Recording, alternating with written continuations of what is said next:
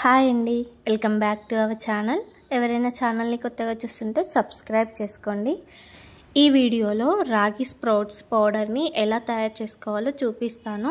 ఈ sprouts powder మన 6+ months babies నుండి పండు ముసలి వాళ్ళ వరకు కూడా ఈ పౌడర్ని తినడం వల్ల బలము, ఇన్స్టంట్ ఎనర్జీతో పాటు కాళ్ళల్లో బలము, బాడీ పుష్టిగా అవ్వడానికి ఇది ఎంతగానో ఉపయోగపడుతుంది. మెయిన్గా పిల్లలకి ఇప్పుడే ఫుడ్ స్టార్ట్ చేస్తున్నాము అనే వాళ్ళకి 7 months+ బేబీస్కి ఈ ఫుడ్ రాగి పౌడర్ని మనము జావలాగా చేసి పెట్టడం వల్ల వాళ్ళకి బోన్స్ అనేది గట్టిగా అవుతాయి. ఎలా చేసుకోవాలో ఇప్పుడు చూపిస్తాను. రాగులని మనము ఒక 10 times మంచిగా వాష్ చేసుకోవాలి. మనం ఎంత వాష్ చేసినా అందులో డస్ట్ అనేది ఉంటుంది. మనము కడిగినా కొద్దిగా పోయి మనకు ఫ్రెష్ వాటర్ వచ్చే వరకు కడుగుతూనే ఉండాలి. మనకి వన్స్ ఫ్రెష్ వాటర్ వస్తున్నాయి అనిపించాక వీటిని ఒక 6 hours or 8 hours వరకు మంచిగా వాటర్లో నానబెట్టండి.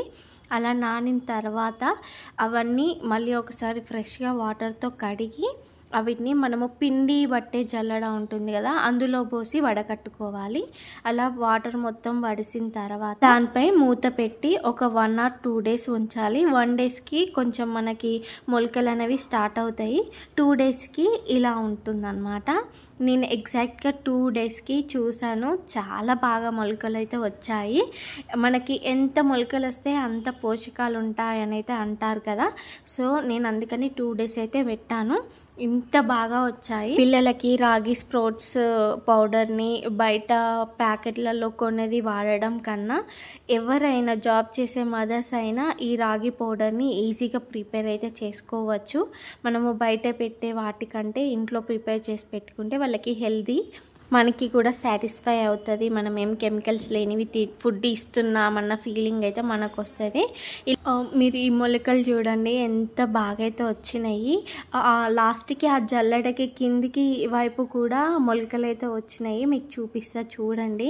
ఆ కింది వైపున కూడా వచ్చాయి. మనం ఇంకొక 1 day అలానే ఉంచితే మనకి కింది వైపున మొత్తము జల్లెడకి మొలకలు వస్తాయి అండ్ పైన గ్రీనిష్గా స్టార్ట్ అవుతాయి.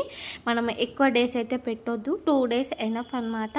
ఇప్పుడు వీటిని ఒక కాటన్ క్లాత్ తీసుకొని దానిపైన నేను చూపించిన విధంగా మంచిగా ఆరబెట్టండి. ఇది ఫ్యాన్ కింద అయితే సరిపోతుంది, ఎవరిష్టం వాళ్ళది. ఎండలో అయినా కూడా ఆరబెట్టుకోవచ్చు.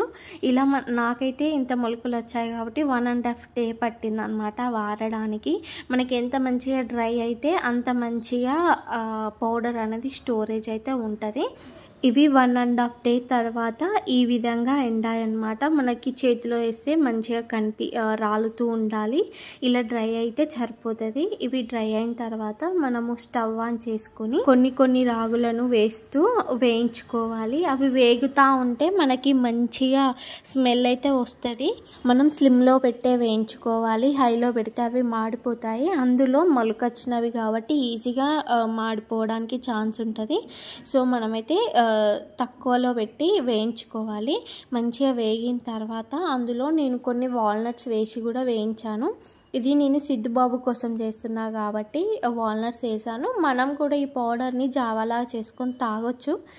నేను ఇప్పుడు ప్రిపేర్ చేసేది సిద్ధుబాబు కోసము, సో అందుకనేసి నేను వాల్నట్స్ యాడ్ చేశాను. దీన్ని మిక్సీలో వేసుకొని మంచిగా ఫైన్ పౌడర్ వచ్చేలా పౌడర్ చేసుకొని ఒక బాక్స్లో స్టోర్ చేసుకుంటే మనకు 1 to 2 months వరకు పాడవకుండా స్టోర్ చేసుకోవచ్చు. ఇప్పుడు ఈ పౌడర్ని నేను ఒక బాక్స్లో వేసి స్టోర్ చేసుకుంటున్నాను. ఇప్పుడు దీంతో రాగి జావ ఎలా చేయాలో చూపిస్తాను. ఈ పౌడర్ని మనం ఒక బౌల్లో వేసుకొని వాటర్ యాడ్ చేసి మంచిగా ఉండలు లేకుండా కలుపుకోవాలి.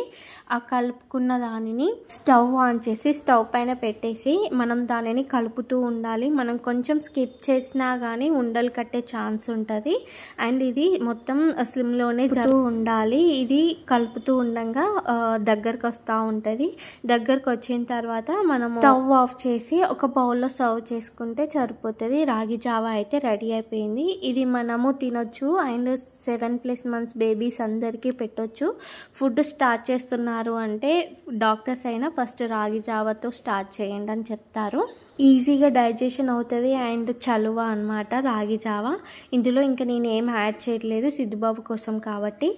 సాల్ట్ అయితే అస్సలు యూజ్ చేయొద్దు. బిలో 1 year బేబీస్కి షుగర్, సాల్ట్, బఫెల్లో మిల్క్ అట్లాంటివి ఏమి యూజ్ చేయొద్దు. మీకు ఈ వీడియో నచ్చిందా? నచ్చితే ప్లీజ్ లైక్ చేయండి. Thank you for watching.